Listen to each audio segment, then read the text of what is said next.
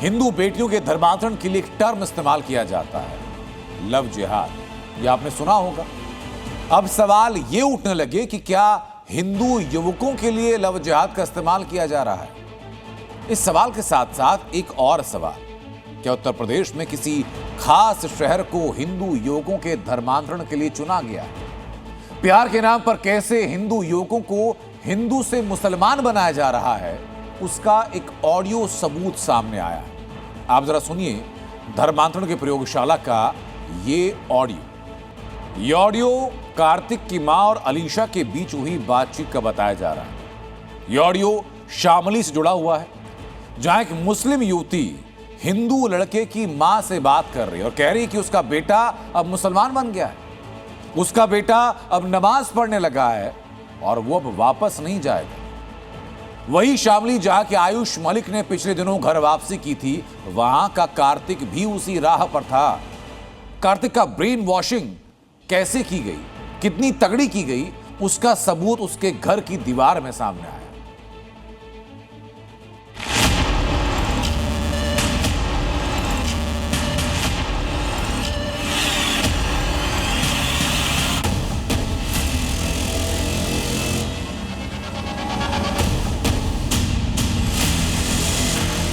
ये दूसरा मामला शामली के अंदर आया है, जहां पर एक हिंदू लड़का मुस्लिम धर्म में कन्वर्ट हुआ। हाँ, लड़की ने मुझे रिकॉर्डिंग करके भेजी कि तेरा लड़का मैंने मुसलमान बना दिया। मेरे कहने से मस्जिद में भी जाता है और नमाज भी पढ़ता है।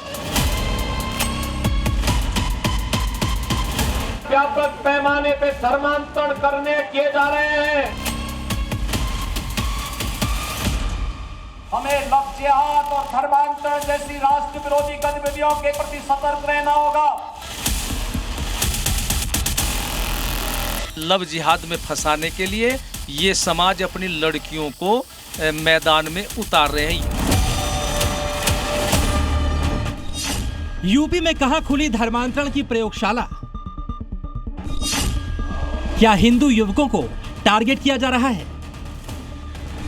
क्या शामली में हिंदू युवकों पर इस्लामिक नजर है?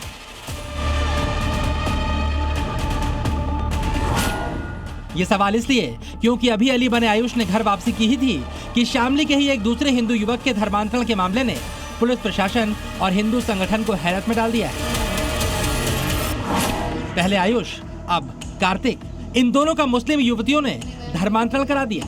इन्हें इनके घर वालों से दूर कर दिया। आपकी स्क्रीन पर ये कार्तिक की मां है, जिनकी आंखों के आंसू थम नहीं रहे। ये अपने इकलौते बेटे की वापसी की आस लगाए बैठी हैं।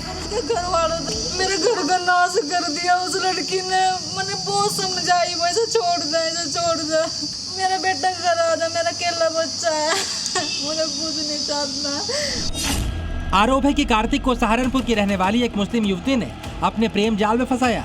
ये पूरा खेल शुरू हुआ आज से 1.5 साल पहले, जब ये युवती कार्तिक को अपने साथ ले गई।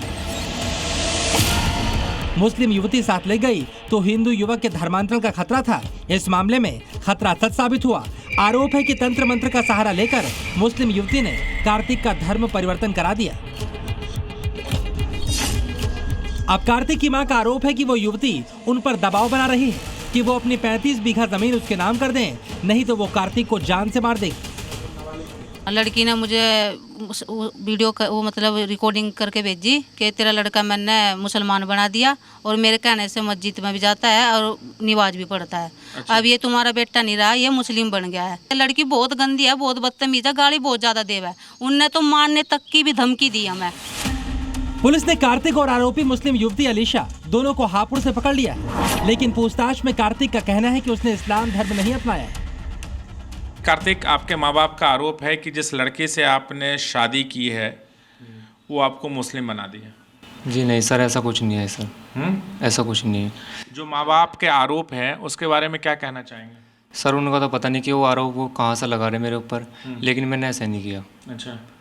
हम दोनों हिंदू है। हालांकि जी मीडिया की टीम जब उस कमरे में पहुंची जहां पर ये दोनों रहते थे, तो हमारी टीम की आंखें भी खुली की खुली रह गई,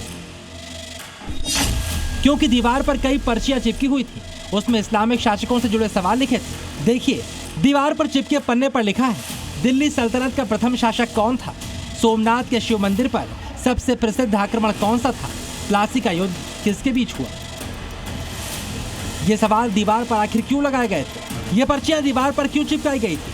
ये बड़ा सवाल है, क्योंकि केवल ये पन्ने ही नहीं, जो किताब कार्तिक पढ़ा करता था उसमें भी उर्दू में कई चीजें लिखी मिली हैं, जैसे अल्लाहू अकबर, हजरत मोहम्मद साहब नबी। अलीशा ने कार्तिक का ब्रेन वॉश किस तरह से किया था, उसके सबूत तो आपके सामने हैं। यही कारण है अब स्वामी यशवीर महाराज ने भी धर्मांतरण के इस मामले के खिलाफ आवाज बुलंद कर दी। धर्मांतरण हो गया है तो किस मौलवी ने धर्मांतरण किया है, उस मौलवी पर भी कार्रवाई हो, उसको भी गिरफ्तार करे, सभी दोषियों को गिरफ्तार करके जेल में डाला जाए। लेकिन एक के बाद एक लगातार 2 हिंदू युवकों के धर्मांतरण के मामले सामने आने के बाद सवाल खड़ा हो रहा है, क्या यूपी में धर्मांतरण के मिशन की प्रयोगशाला बना दी गई है? आयुष ने बेशक घर वापसी कर ली है, लेकिन उसके घर पर छापेमारी के दौरान जो खुलासे हुए वो इस मामले को नया ट्विस्ट दे रहे हैं। ये डायरी, ये चाकू, ये दोनों चीजें अली से दोबारा आयुष मलिक बने इस युवक के घर से बरामद हुई। डायरी में लिखा है, आई एम ऑन मिशन। चाकू भी उसी के घर से छापेमारी के दौरान बरामद हुआ है। और तीसरी चीज जो संदेह पैदा कर रही है वो है वो मेल आईडी जो आयुष ने अली बनने के बाद बनाई थी और उसका पासवर्ड रखा था 2047। Police I am on mission और 2047 को डिकोड कर रही है कि इसका मतलब क्या है। क्या आयुष मलिक किसी और के इशारे पर काम कर रहा था? इसके साथ साथ पुलिस को यह भी जानकारी मिली कि आयुष मलिक एक मौलाना के संपर्क में था। मौलाना का नाम इरफान उर्फ हकीम था। पुलिस डायरी की बरामदगी के बाद यह पता लगाने में जुटी है आखिर आयुष कौन से मिशन में लगा था। पुलिस इसे मेल आईडी पासवर्ड 2047 से भी जोड़ रही है। भारत में बैन आतंकी संगठन पीएफआई से इसके कनेक्शन को भी जोड़कर देखा जा रहा है, क्योंकि पीएफआई भारत को 2047 तक इस्लामिक स्टेट बनाने की डेडलाइन देता रहा है। आयुष क्या पीएफआई का वो मोहरा था जिसे इस मिशन को पूरा करने के लिए चुना गया? क्या आयुष को अली बनाना पीएफआई के मिशन का पहला स्टेप था? अली की घर वापसी के साथ ही पीएफआई का मिशन 2047 अधूरा रह गया। लेकिन अब पुलिस ये मालूम करने की कोशिश कर रही है कि आयुष और कार्तिक की तरह ऐसे और भी हिंदू युवक हैं जिनका धर्मांतरण कराया गया है। अब शामली में धर्मांतरण मामले में जांच का दायरा बढ़ाना जरूरी हो गया है। राजूराज, जी मीडिया, शामली।